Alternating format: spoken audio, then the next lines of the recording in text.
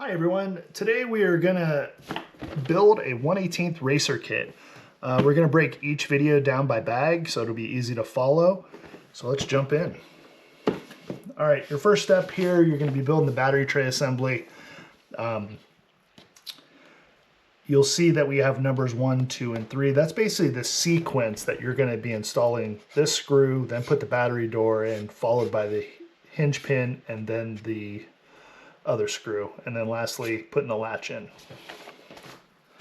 All right, so one thing you want to pay attention to is when you're building it, look closely at the manual, make sure you have your orientations correct. It's just going to make for a better build. So first step, take the M2x4 screw. We're going to install it in the right side of the battery tray. Next, install the battery door.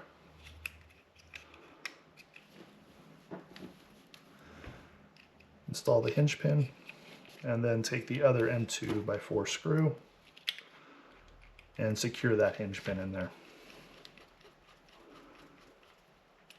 All right, next up, we're going to install the battery latch door, or I'm sorry, the battery latch. You're going to see two sides of it here. Obviously, it has a little shoulder here. That's going to go down inside the battery box here. Put that in there like so. And then put your 10mm screw in there. And the key with this is you don't want this loose, right? Because as you're running, if that is loose and your battery falls out, that's a bad day. So you want to tighten the screw down enough to where the latch is kind of firm to move to kind of keep your battery tight. That one's a little too tight right there. That's better. All right. So there's your first step done.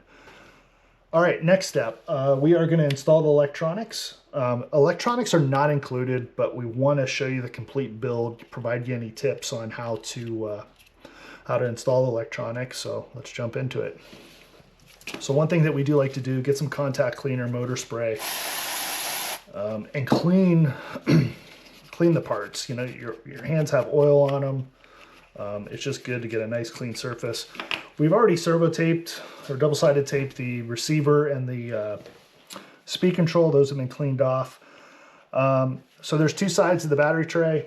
The big side, again, pay attention to the orientation of your parts to the manual. So your receiver is going to go here.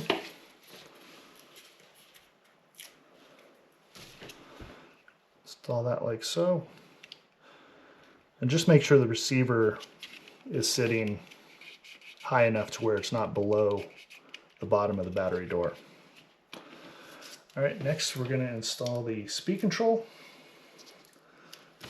It's going to be on the shorter side here. And again, just make sure that's sitting high enough on there. Oh, you could probably go a little higher. Heat shrink's pretty low on there.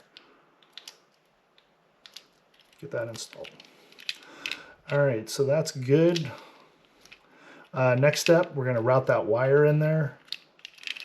The wire goes in this way. Close that door. You're good.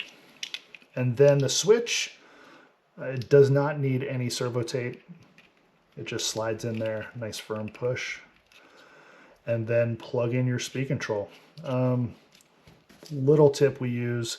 You got 3 channels here. Some receivers have 2 channels. Some have 3. This one has 3 and auxiliary. With this one, obviously channel 1 is for steering. Channel 2 is for a throttle.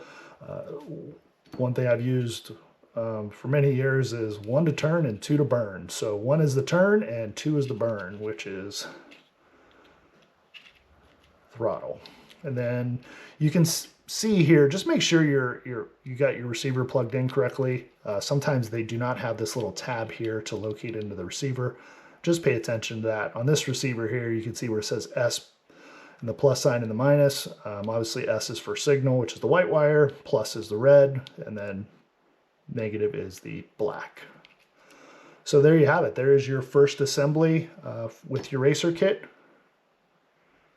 And we'll see you on bag 2.